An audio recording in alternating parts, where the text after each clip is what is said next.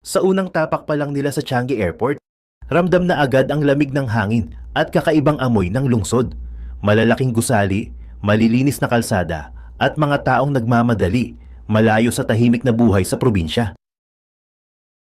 Sa unang linggo ng kanilang pagtira sa Singapore, parehong nakaramdam ng matinding lungkot sina Jane at Gwen. Sa gabi, habang nagpapahinga matapos ang maghapong trabaho, sabay silang tumatawag sa Pilipinas gamit ang murang tawag sa Lucky Plaza. Dito rin sila unang nagkakilala, sa isang maliit na tindahan ng remittance, naghihintay ng kanilang turn para magpadala ng pera. "Hello kabayan, ikaw din ba ay bagong dating?" Bati ni Jane, sabay ngiti. "Oo ate, ilang araw pa lang ako dito." "Nakakapanibago no?" Sagot ni Gwen, kita sa mga mata ang pagod at lungkot. "San ka nagtatrabaho?" Usisa ni Jane. "Dito lang din, sa Serangoon."